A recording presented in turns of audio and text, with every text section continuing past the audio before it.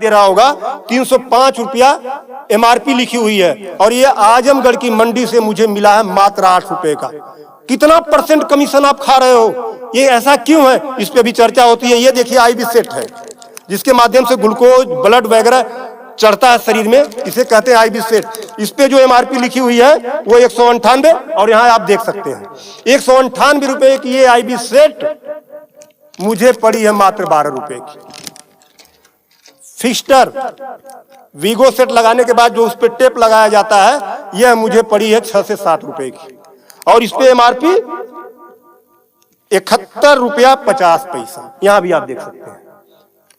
मैं इसलिए आपके बीच आया हूं। इसी प्रकार से बहुत सारे हजारों 2-3 हजार दवाएं ऐसी हैं जो 100 रुपए की दवा है 3000 की बिकती हैं।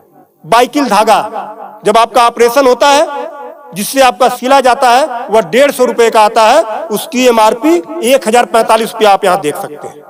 उसी प्रकार से लंग एक्सरसाइजर 150 रुपए का आता है जिसका प्रिंट रेट है 690 रुपया। बुखार में जो पैरासीटामॉल की जो बोतल आती छोटी सी वह 50 रुपए की आती है और उसकी एमआरपी यहां आप देखें एमआरपी 522 रुपया है। कमर की बेल्ट जो 100 रुपए की आती है उसे 500, 600, 700 रुपया प्रिंट। और तो और जब किसी की हड्डी टूटती है तो जो राड पड़ता है, राड अधिकतम रेट राड का 500 से लेके 1500 रुपया तक, अलग अलग वैरायटी है 500 से 15 तक, लेकिन आपको 5000 से 20,000 रुपया 25,000 रुपया चार्ज किया जाता है। आपके दिमाग में आ रहा होगा कि अरे भाई डॉक्टर लगा रहे हैं तो उसको देखिए। डॉक्टर जब आप अस्पताल में भर्ती होते हैं तो बेड चार्ज अलग, नर्सिंग चार्ज अलग, जांच की फीसें अलग, वो सब चीजें करने के बाद 1500 रुपए की चीज खरीद कर आप 20-20 हजार का बेच रहे हो। तब मैं आपके बीच कहने आया हूं कि साथियों उसी प्रकार से बहुत सारी दवाई हैं। 100 रुपए की दवा, एक दवा मैं देखा ला नहीं पाया उसको, 100 रुपए की दवा उसकी एमआरपी 2000 रुपया लिखी हुई थी। हजारों दवाइयां हैं आपके साथ, आपको लूटने का काम कर रहा है। मुद्दा ये नहीं है, मुद्दा ये नहीं है कि इस पे 305 का प्रिंट छपा हुआ है। मुद्दा ये है कि इसे छपने किसने दिया? जिसे हमने चुनकर भेजा क्या वो दलाली खा रहा है, कमीशन खा रहा है? 8 रुपए की चीज 305 रुपए का प्रिंट वो छपने क्यों दे रहा है? ये चोरी से थोड़ा ना बिक रही है, खुलेआम बिक रही है। तो ये जिम्मेदारी सरकार की है। इसीलिए मैं कह रहा हूं कि आइए, और ये मुद्दा किसी सपा भाजपा कांग्रेस किसी नेता का थोड़ा ना है, ये भारत के 140 करोड़ जनता से जुड़ा हुआ मुद्दा है।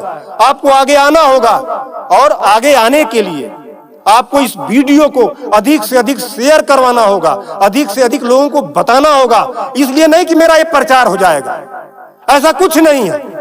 इस मुहिम को जब ये वीडियो शेयर होंगे, सोशल मीडिया एक ऐसा प्लेटफॉर्म है जिससे सरकारें हिल जाती हैं। आज मैं इस चीज को लेकर आया हूं, यह जनता से जुड़ा हुआ मुद्दा है। जब आप मेरी इस बात को, जनता की इस आवाज को अपने इलेक्ट्रॉनिक गैजेट्स के माध्यम से आगे बढ़ाने का काम करेंगे, निश्चित रूप से सरकारें डरेंगी। और मैं तो कहता हूं सरकारों को जनता से डरना चाहिए, जनता को सरकारों से नहीं डरना चाहिए।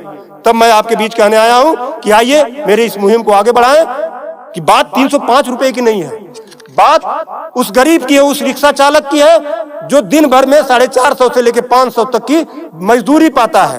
अगर उसकी तबीयत खराब हुई, वो बेहोश हो गया, उसके घर वाले किसी उसको अस्पताल लेकर जाते हैं तो 305 रुपया वो अस्पताल केवल वीगो का चार्ज कर लेगा, फिक्स्टर का 71 रुपया चार्ज कर लेगा और आईबी सेट का चार्ज कर लेगा। ये सब मिला के 600-700 रुपया हो गया। यानी उसकी 1.5 दिन की दिहाड़ी में अभी तो ग्लूकोज लगा ही नहीं, दवा कोई उसने खाया ही नहीं, बेड का चार्ज हमने बताया नहीं, अस्पताल का चार्ज हमने बताया नहीं। 1.5 दिन की दिहाड़ी उसकी केवल इस 3 आइटम से चली गई। आगे की दवा कहां से आएगी? तब उसका बाप खेत बेचेगा, उसकी बीबी गहना बेचेगी। इस तरह का लूट खसोट। और मैं तो कहता हूं शर्म करो ऐसा करने वाले लोगों। 8 रुपए की चीज 305 की बेचते हो। आज आपके अस्पताल में अगर जो दाई है उसका वेतन 7,000 है, यानी प्रत्येक दिन 210 रुपया। अगर उसकी तबीयत खराब हुई, वो आप ही के अस्पताल में भर्ती होती है तो उसकी 3 दिन की दिहाड़ी केवल इन 3 चीजों की लग जाती है। कुछ तो शर्म करो, कुछ तो सोचो। स्वास्थ्य, शिक्षा, सेवा का क्षेत्र है, लेकिन आपने इसे लूट का अड्डा बना दिया है।